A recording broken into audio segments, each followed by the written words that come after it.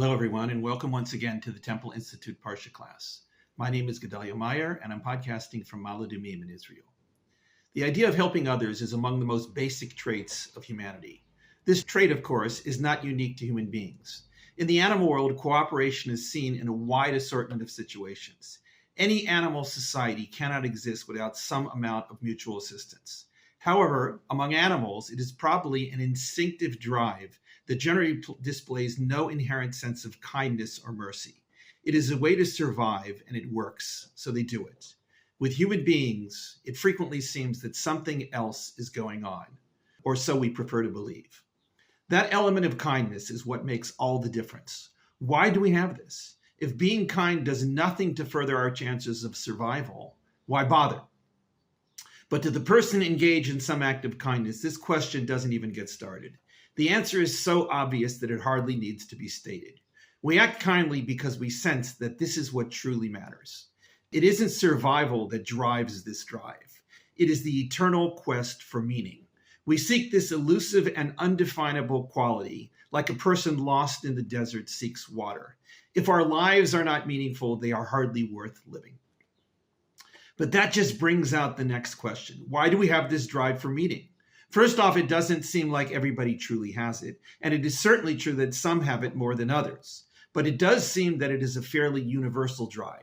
It may even be one of the defining features of humanity. How did human evolution work out so that fulfilling this need became a kind of holy grail of life?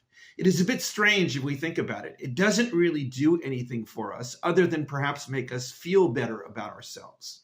Is that all there is to it? Or is there something else built into our individual and collective personalities that has elevated this unique drive to the very pinnacle of the human quest? Of course, there is no absolute answer to this question. The religious people will insist that it is something endowed in us by some higher power, such as God, that spurs us on to always seek some sense of purpose in our lives. Those who cannot stomach such unprovable and unscientific notions may claim that it is really nothing more than a fortuitous product of evolution and the survival of the fittest. Things worked out this way for some reason of survival, and we just have to live with it. But this approach, however compelling from a strictly physical outlook, always leaves us feeling a bit let down. We do have this drive, and we know it, and we crave it. Without it, life would be nothing more than a meaningless computer game. With it, life matters, we matter, and the world becomes a different place. This is a fundamental ingredient of virtually all religions. Almost invariably, religions push the idea that some higher power wants us to find a path of personal fulfillment that in some way elevates us spiritually so that we gain a greater awareness of that higher power. It is difficult to imagine a more worthwhile goal to spend our lives pursuing. The Bible certainly laid out this formula clearly. While much of it seems to have nothing whatsoever to do with this lofty quest, there is no shortage of places where it is presented in full color. It happens that the pursuit of kindness is probably the most accessible path to finding meaning in life, and thus attaining some sort of connection with the divine. This is so obvious that it needn't even be stated explicitly in a book like the Bible. But it is over and over again. This point is driven home repeatedly. It is like a mantra of Judaism. Be kind and you will make your lives more meaningful. What could be simpler? This week's Parsha is called Behar. That word means on the mountain, an expression in the opening verse which describes the laws stated in the Parsha as being spoken by God to Moshe on Mount Sinai. This may seem a bit out of place, being as the Mount Sinai event took place about a book and a half ago, and the Israelites should have left the mountain several parshas ago. However, a careful reading of the text reveals that they never left the mountain in all that time and were still there by the end of the third book of the Bible. The laws contained in this parsha tend to concern matters about the land of Israel. The first half deals with the laws of the Shemitah year, the seventh year of the agricultural cycle, which requires the land to lie fallow and not be worked. As counterintuitive as this law may seem, it had both agricultural and social implications that forced the ancient Israelites to recognize the tremendous gift of the land and the need to share that gift with others. It was also a way to recognize that at the end of the day, the land really does not belong to us, but to God. By not working it, we are forced to realize that it is not really ours at all, but a gift on loan with specific terms. The Shemitah cycle is described in the Parsha as a segment of a larger cycle of 49 years, comprised of 7 Shemitah cycles. At the end of that larger cycle, there is the Yovel, or Jubilee year, which is a particularly intense version of a Shemitah year. It includes all the restrictions of a normal Shemitah year, but with the added details of land that was sold being returned to its original owners, and any slaves being granted freedom. In biblical times, this would have been considered the equivalent of giving up one's house and donating one's bank account to charity. It was all part of the general idea that none of this is really ours to begin with. We are merely stewards over what we possess, frequently under the highly compelling illusion that it is as much ours as our bodies or our minds. From there, this relatively short parsha goes into various laws about treating others, including those down on their luck, those who have been taken into slavery. Slavery is something that is openly permitted in the Bible, as it was in virtually all societies until relatively modern times. It was fairly universal until the 18th century and really didn't acquire its dreaded status until around the time of the American Civil War. It is still around today in certain parts of the world, despite being universally condemned as the ultimate stain on humanity. The Bible was probably the first religious text to openly place restrictions on slavery and to recognize that it was a far from perfect institution. In the middle of all that, there are a few verses that express the basic idea of human kindness, but in the very legal terms of money and poverty. Quote, "When your brother becomes impoverished and cannot support himself among you, you shall support both the foreigner and the citizen, and he will be able to live with you. Do not take from him interest or increase. You must fear your God, and your brother will live with you.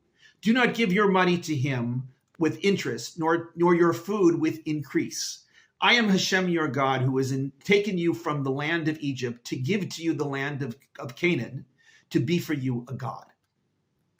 Well, these verses present nothing particularly dramatic about the extent of human kindness, nor are they earth-shaking revelations about finding meaning in life. They do zero in on the most basic element of both. It is all about helping others. This other person is down on his or her luck. They may not have done anything wrong or foolish. This is simply the way things worked out for them.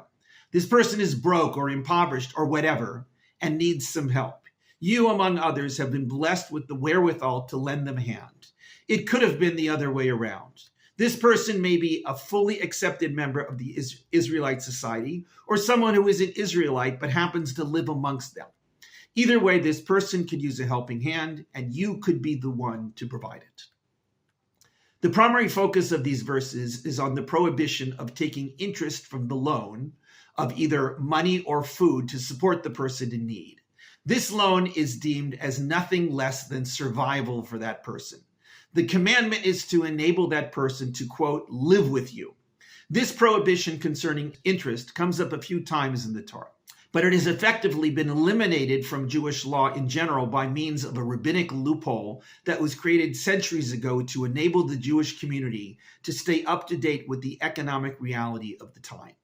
Capitalism had taken over the world, and charging interest was an essential aspect of the capitalist banking system. But in biblical times, there was no way around this prohibition. The obvious question on this is, why not? What is so terrible about taking interest on a much-needed loan? It is certainly better than not giving the loan to begin with. If the only way a person would be willing to loan out their money is if they can make some profit from it, why not allow them to loan money on interest? If anything, it would seem to alleviate the problem of poverty better than a situation in which nobody is willing to loan out money at all. This is a tough question to answer. It is also one of the reasons that Judaism ultimately found a loophole around the interest prohibition. But it does need to be understood why the restriction was there to begin with. Perhaps the answer is based on the realization that the true beneficiary of any kindness to one in need is not the recipient, but the giver. The recipient does get what they need, and hopefully it will help them through the tough times they are facing. But the giver receives something of eternal value. They have conjured for themselves a gift of infinite worth. They have given in their own way meaning to their lives. When that money is given with the provision that it must be paid back with interest, all that is lost. It is just another business deal, no different from selling a used car. But when that interest is eliminated, there is nothing there but pure kindness. That other person needed something, and you happen to be the one whom God enabled to provide it for them. Making that extra buck out of the deal removes God from the whole process. Giving without interest requires a certain awareness of what is truly important and meaningful in life. That phrase, quote, "you shall fear your God," describes this state of mind. It is the reason the Israelites were taken out of Egypt and given this land, so that they would become aware of the reality of God in their lives. Shabbat Shalom.